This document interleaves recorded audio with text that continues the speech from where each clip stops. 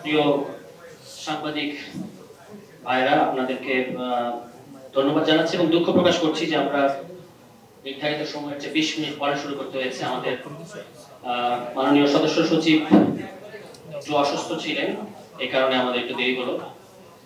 যে বিষয়টা ইতিমধ্যে আপনারা শুনেছেন যে আমাদের জাতীয় নাগরিক পার্টির সংস্কার বাস্তবায়ন কমিটি, আমরা যখন জাতীয় নাগরিক কমিটি ছিলাম তখন থেকে আমরা সংস্কার বিষয়ে ধারাবাহিকভাবে অন্তর্বর্তী সরকারের সাথে কাজ করেছি। অন্তর্বর্তী সরকার কর্তৃক গঠিত যে কমিশনগুলো সেটার সাথে কাজ করেছি এবং পরবর্তীতে যখন আমরা পার্টি হই এনসিপি, তখন আমরা একটা সংস্কার সমন্বয় কমিটি করা হয়েছিল। যে সংস্কার সমন্বয় কমিটির তরফ থেকে আমরা ঐকমত্য কমিশনের বিভিন্ন যে আলোচনাগুলো ছিল সংস্কার বিষয়ক, সেখানেও আমরা কনস্ট্যান্টলি আমাদের পজিশনগুলো নিয়ে এবং যেটা আমরা মনে করেছি যে বাংলাদেশের জনগণের জন্য গুরুত্বপূর্ণ পরিবর্তন সংস্কার, সেগুলোর পক্ষে আমাদের অবস্থান জারি রেখেছিলাম। এবং নির্বাচনের পরে আমরা আসলে ভাবি নাই যে আমাদেরকে আবারও এটা কন্টিনিউ করতে হবে, কারণ আমরা মনে করেছিলাম যে ঐক্যমত্য প্রতিষ্ঠিত হয়েছিল জুলাই সনদ এবং সেই সনদ কিভাবে বাস্তবায়ন হবে, গণভোট এবং সংস্কার পরিষদ, এই বিষয়টা সেটেলড ইস্যু। ফলে নির্বাচিত সরকার এসে তারা বাস্তবায়ন করবে। এবং কিন্তু আমরা দেখলাম যে তারা শুরুই করলো শপথ ভঙ্গ করে এবং তারা সংস্কার পরিষদের শপথ নেয় নাই। তখন আমরা তাৎক্ষণিকভাবে সিদ্ধান্ত নিই আমাদের পার্টি সংস্কার বাস্তবায়ন, আমরা বুঝতে পারলাম যে এটা আসলে একটা লম্বা সংগ্রামের বিষয় হয়ে যাচ্ছে। তখন আমরা আমাদের মাননীয় আহ্বায়ক এবং বিরোধী দলীয় চিফ হুইপ এবং আমাদের সদস্য সচিব এবং মাননীয় সংসদ সদস্য সহ দলের নীতি নির্ধারক পর্যায়ে সিদ্ধান্ত মোতাবেক আমরা সংস্কার বাস্তবায়ন কমিটি গঠন করি, যেখানে আমাদের সদস্য সচিব তিনিও এই কমিটির প্রধান এবং আমি উপপ্রধান এবং মনিরা শারমিন সহ অন্যান্য আরো অনেক সদস্য রয়েছেন। এবং আমরা তখন থেকেই সভা, সেমিনার, বিভিন্ন স্টেক হোল্ডারদের সাথে আলাপ আলোচনা যে কিভাবে এই ডেডলকটা পরিবর্তন করা যাবে, ডেডলকটা কাটানো যাবে, এই বিষয় নিয়ে আমরা আলোচনা করেছি এবং সকলের পরামর্শ এবং মতামত মোতাবেক আমরা মনে করেছি, যেটা প্রশ্ন অলরেডি আপনারা মনিরা শারমিনের মুখে শুনেছেন, যে জাতীয় কনভেনশন সংস্কার বিষয়ক গণভোট এবং জুলাই সনদের যে এখন যে একটা অচল অবস্থা, এই অচল অবস্থার বিষয়ে একটা জাতীয় কনভেনশন। কিন্তু এই মুহূর্তে আরো দুটো গুরুত্বপূর্ণ ইস্যু আমাদের জন্য, একটা হচ্ছে জ্বালানি সংকট এবং অর্থনৈতিক যে ক্রাইসিসের মধ্যে বাংলাদেশ পড়েছে এবং সামনে যেটা আরো ঘনীভূত হতে যাচ্ছে। ফলে এই সার্বিক বিষয়ে জ্বালানি, অর্থনীতি এবং আরো দুটি গুরুত্বপূর্ণ বিষয়, যে দুটো গুরুত্বপূর্ণ অধ্যাদেশ সরকার বাতিল করে দিয়েছে, একটা গুম অধ্যাদেশ এবং একটা মানবাধিকার অধ্যাদেশ। ফলে মানবাধিকার এবং ফেসবুক, আজকেও যখন আমরা কথা বলছি তখনও কিন্তু স্থানীয় প্রতিমন্ত্রীর সমালোচনা করার কারণে একটি পত্রিকা নিবন্ধন বাতিল করার আবেদন করা হয়েছে। ফলে এই যে মত প্রকাশের স্বাধীনতা, সংবাদপত্রের স্বাধীনতা, মানবাধিকার, এই সমস্ত ইস্যু সহ জ্বালানি, অর্থনীতি, মানবাধিকার, মত প্রকাশের স্বাধীনতা এবং গণভোট, এই পাঁচটি বিষয়ে আগামীকাল ডিপ্লোমা ইঞ্জিনিয়ার্স ইনস্টিটিউটে এই যে বিষয়গুলো যেগুলো আমি কথা বললাম, এগুলোর যারা বিশেষজ্ঞ, এক্সপার্ট, তাদের সমন্বয়ে একটি জাতীয় কনভেনশন অনুষ্ঠিত হতে যাচ্ছে, যেটা আয়োজক সংস্কার বাস্তবায়ন কমিটি। এখানে কারা কারা অংশ নেবেন আমি একটু পরে বলবো। তো এইটা প্রথমত এটা সকাল 9টা থেকে সন্ধ্যা 7টা পর্যন্ত 5টি সেশনে এই জাতীয় কনভেনশনটি অনুষ্ঠিত হবে। প্রথমে একটি উদ্বোধনী সেশন এবং তারপরে অর্থনীতি সংস্কার বিষয়, অর্থনীতি ও ব্যাংকিং খাত সংস্কার বিষয়ক সেশন। তারপরে সেশন হচ্ছে জ্বালানি সংকট এবং এটা উত্তরণের উপায়। থার্ড সেশন হচ্ছে আপনার মানবাধিকার ও মত প্রকাশের স্বাধীনতা এবং সর্বশেষ সেশন যেখানে বাংলাদেশের বিভিন্ন দলের শীর্ষ পর্যায়ে রাজনীতিবিদরা অংশ নেবেন, সেই সেশনটা হচ্ছে গণভোট ও রাজনৈতিক যে পথ, সেই বিষয়। তো এই 5টি সেশন কারা কারা থাকবেন আমি সেটা একটু আপনাদেরকে, আমরা এটা আমাদের মিডিয়া গ্রুপে জানিয়ে দেব। তারপর আমি একটু আপনাদের জ্ঞাতার্থে বলতে চাই এবং আপনাদের সবাইকে আগামীকাল সারাদিন আমাদের সাথে এটা থাকার মধ্য দিয়ে যেন সারা বাংলাদেশের মানুষকে আমরা এই আলোচনা পৌঁছে দিতে পারি, সে ব্যাপারে আপনারা আপনাদের যে ভূমিকা, প্রত্যাশিত ভূমিকা, সেটা আপনারা পালন করবেন, আমি এই আহ্বান আপনাদের প্রতি রাখছি। তো আমাদের যে উদ্বোধনী সেশন সকাল 9টা থেকে সকাল 10টা পর্যন্ত, এই সেশনের সভাপ্রধান কিংবা চেয়ার হিসেবে থাকবেন মাননীয় সংসদ সদস্য, এনসিপির সদস্য সচিব এবং সংস্কার বাস্তবায়ন কমিটির প্রধান জনাব আখতার হোসেন এমপি। এই সেশনে স্বাগত বক্তব্য দেবেন সারোয়ার তুষার, যুগ্ম আহ্বায়ক ও উপপ্রধান সংস্কার বাস্তবায়ন কমিটি। এই সেশনে অর্থাৎ উদ্বোধনী সেশনে প্যানেলিস্ট হিসেবে থাকবেন বদিউল আলম মজুমদার, সম্পাদক সুজন, আরো থাকবেন সার্জিস আলম, মুখ্য সংগঠক উত্তরাঞ্চল এনসিপি, আব্দুল হান্নান মাসুদ এমপি, সিনিয়র যুগ্ম সমন্বয়ক এনসিপি, দিলারা চৌধুরী রাষ্ট্রবিজ্ঞানী, মির্জা হাসান সমাজবিজ্ঞানী, তৌফিক আহমদ চৌধুরী সাবেক মহাপরিচালক বিআইবিএম, এবং আরো থাকবেন সাবেক বিচারপতি জাস্টিস আব্দুর রহমান সাহেব। এবং এই সেশনটি মডারেট করবেন এনসিপি যুগ্ম আহ্বায়ক এবং সংস্কার বাস্তবায়ন কমিটির সদস্য জনাব জাভেদ রাসেল। এটা সকাল 9টা থেকে 10টা পর্যন্ত। সকাল 10টা থেকে 11:30 পর্যন্ত আমাদের প্রথম সেশন অর্থনৈতিক পুনর্গঠন, দুদক, এনবিআর, ব্যাংকিং খাতের শৃঙ্খলা ও কর্মসংস্থান। এই সেশনে চেয়ার হিসেবে থাকবেন নাসির উদ্দিন পাটোয়ারি, মুখ্য সমন্বয়ক এনসিপি। প্যানেলিস্ট হিসেবে থাকবেন ফাহমিদা খাতুন, নির্বাহী পরিচালক সিপিডি, এম নিয়াজ আসাদুল্লাহ, অধ্যাপক, ঢাকা বিশ্ববিদ্যালয় অর্থনীতি বিভাগের অধ্যাপক, doctor M Masrur Riaz, chairman and CEO, Policy Exchange Bangladesh. থাকবেন ফাহিম মাসরুর, সিইও, bdjobs.com, শামস মাহমুদ, সাবেক সভাপতি, Dhaka Chamber of Commerce and Industry, Asif Khan, chartered financial analyst এবং চেয়ারম্যান এসএএমসি লিমিটেড। এই সেশনটি মডারেশন করবেন মনিরা শারমিন, আহ্বায়ক নারী শক্তি, জাতীয় নারী শক্তি। দ্বিতীয় সেশন যেটা শুরু হবে সকাল 11:30 থেকে দুপুর 1টা পর্যন্ত চলবে। এই সেশনটির নাম জ্বালানি নিরাপত্তা, বর্তমান সংকট ও উত্তরণের পথ। এই সেশনটিতে চেয়ার হিসেবে থাকবেন হাসনাত আব্দুল্লাহ এমপি, মুখ্য সংগঠক দক্ষিণাঞ্চল এনসিপি। প্যানেলিস্ট হিসেবে থাকবেন তানজিমউদ্দিন খান, ঢাকা বিশ্ববিদ্যালয়ের অধ্যাপক এবং ইউজিসির সাবেক সদস্য। আরো থাকবেন অধ্যাপক এম শামসুল আলম, জ্বালানি উপদেষ্টা, consumer association of Bangladesh cab. থাকবেন ব্যারিস্টার আসাদুজ্জামান ফুয়াদ, সাধারণ সম্পাদক এবি পার্টি। আরো থাকবেন ডক্টর খান জহিরুল ইসলাম, উন্নয়ন অর্থনীতিবিদ, university of British Columbia, Canada. থাকবেন ইসমাইল আলী, সম্পাদক, জাতীয় অর্থনীতি। Shafiqul Alam, lead energy analyst, institute for energy economics and financial analysis. থাকবেন মোল্লা আমজাদ হোসেন, সম্পাদক, এনার্জি অ্যান্ড পাওয়ার ম্যাগাজিন।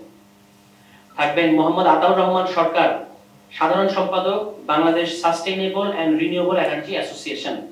এই সেশনটি মডারেশন করবেন আতিক মুজাহিদ এমপি, যুগ্ম আহ্বায়ক এনসিপি।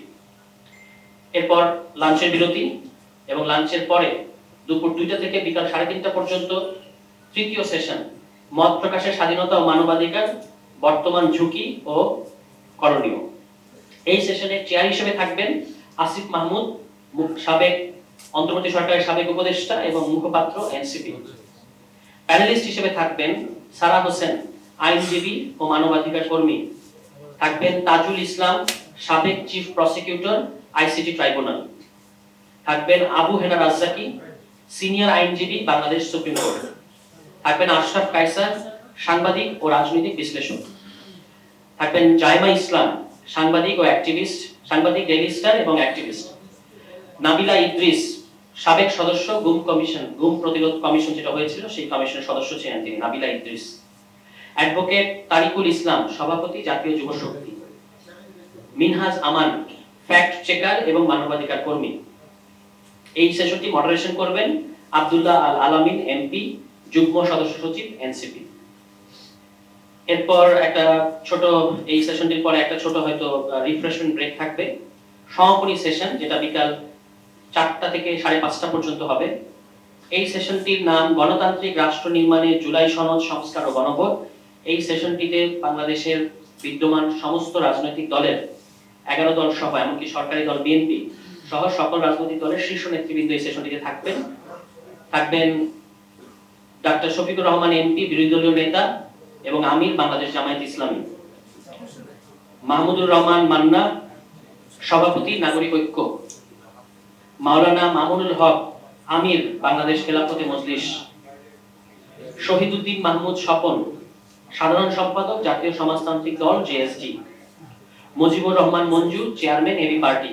এবং এই সেশনটি সভাপতিত্ব করবেন জাতীয় সংসদের বিরোধী দলীয় চিফ হুইপ এবং এনসিপির আহ্বায়ক জনাব নাহিদ ইসলাম এমপি।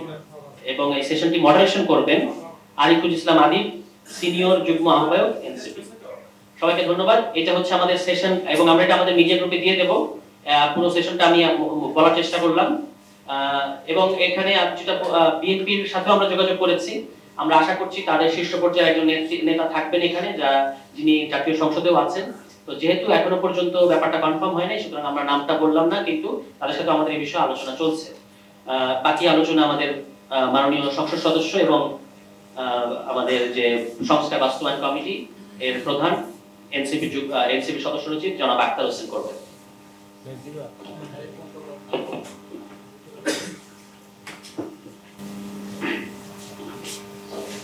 আসসালামু আলাইকুম।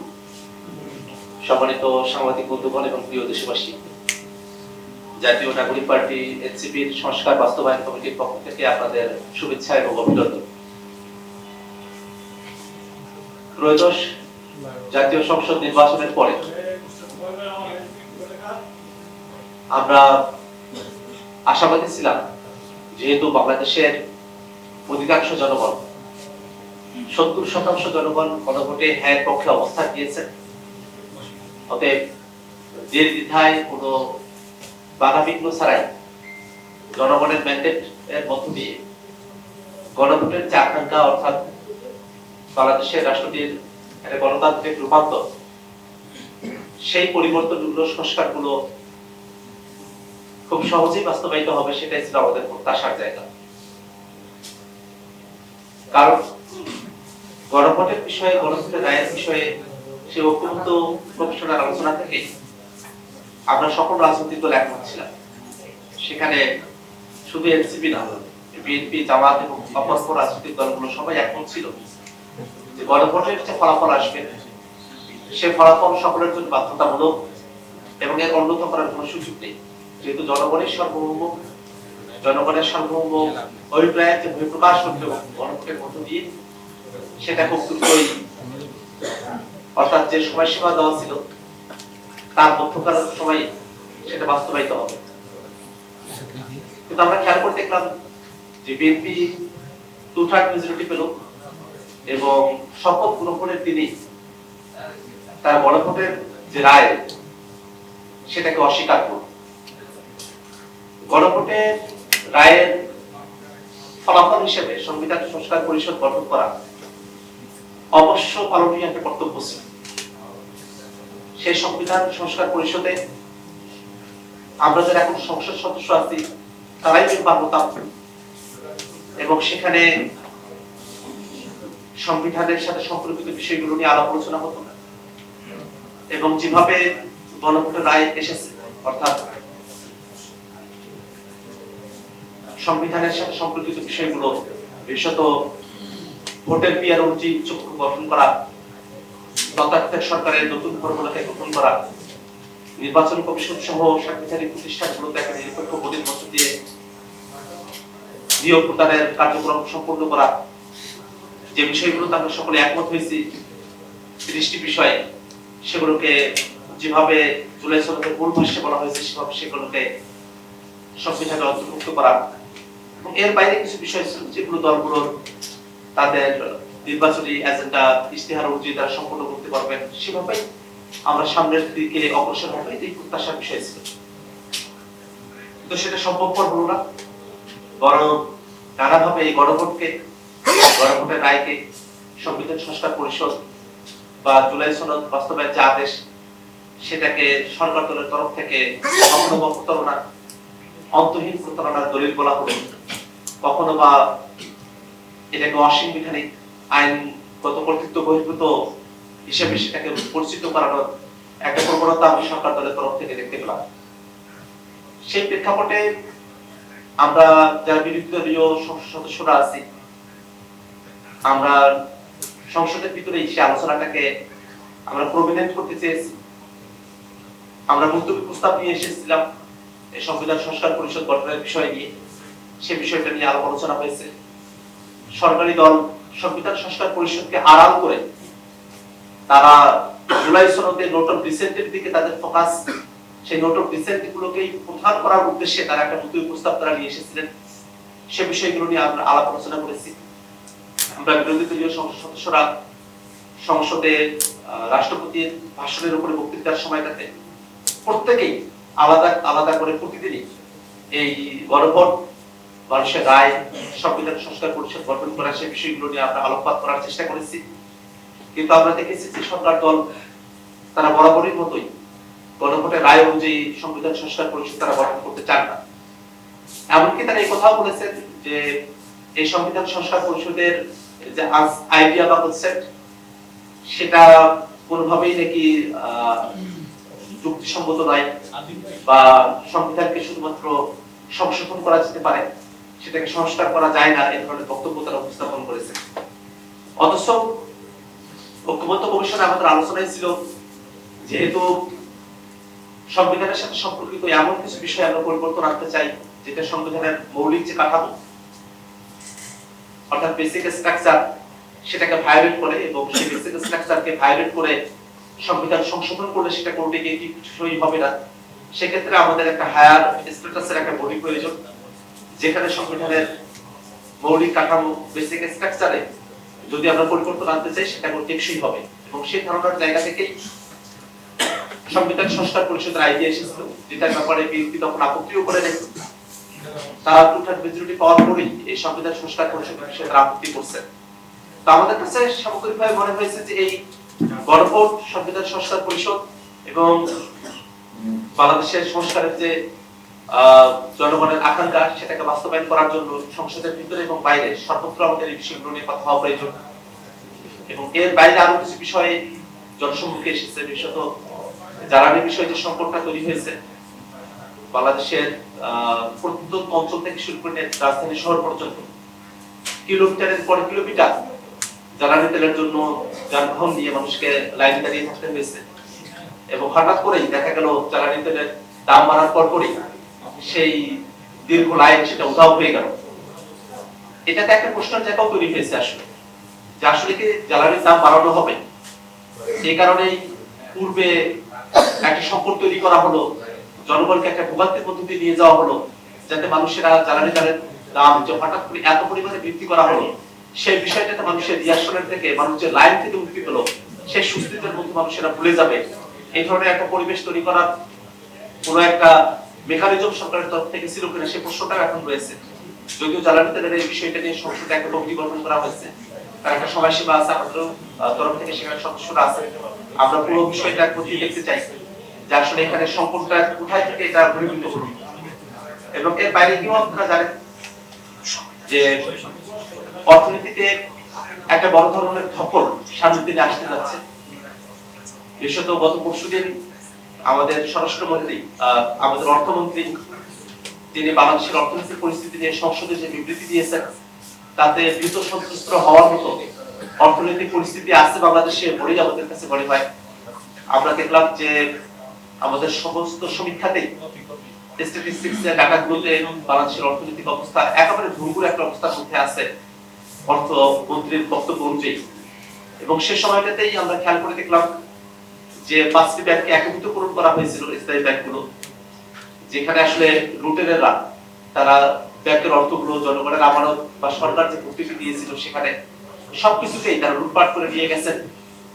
সেখানে ব্যাংক রেজুলেশন আইনটা সংসদে পাশ করা হলো, হঠাৎ করেই সেখানে একটা সংশোধনী নিয়ে আসা হয়েছে এক রাতের ব্যবধানে 18 ধারায় যে মাত্র 7.5% অর্থ যদি প্রদান করা হয় তাহলেই তারা আবার ব্যাংকগুলোর মালিকানা ফিরিয়ে পাবেন। এটা খুবই কঠিন একটা পরিস্থিতি, কারণ আমরা দেখলাম যে লুটেরাদের কাছেই এই ব্যাংকগুলোকে আবার ফিরিয়ে দেওয়া একটা আইন প্রণয়ন করা হয়েছে। খেয়াল করে দেখবেন যে সরকার যদি সেই ব্যাংকগুলোকে 20,000 টাকা যদি ভর্তুকি দিয়ে থাকে, 20,000 টাকা যদি প্রদান করে থাকে, মাত্র 1,500 কোটি টাকা সেটা যদি তারা প্রদান করে তাহলেই তারা ব্যাংকগুলোর মালিকানা আবার ফিরিয়ে পাবে। তো যারা 20,000 কোটি টাকা লুটপাট করেছে তাদের জন্য 1,500 কোটি টাকা প্রদান করা তো খুবই সামান্য ব্যাপার। তো তারা তো আসলে এই 1,500 কোটি টাকা ফেরত দিয়ে 20,000 কোটি টাকা তারা যেটা লুটপাট করেছিলেন সেটাকেও তারা বৈধ করতে পারবেন এবং সামনের দিনে আরো 5,000 কোটি টাকা তারা আসলে লুটপাট করতে পারবেন। এই ধরনের একটা পরিবেশ এই একীভূতকরণ কিন্তু ব্যাংকগুলোতে এটা তৈরি হয়েছে। সামগ্রিকভাবেই বাংলাদেশের অর্থনীতি এই জ্বালানি সংকট এবং সংস্কার এবং গণতন্ত্রের যে বিষয়গুলো আছে সেটা নিয়ে দেশব্যাপী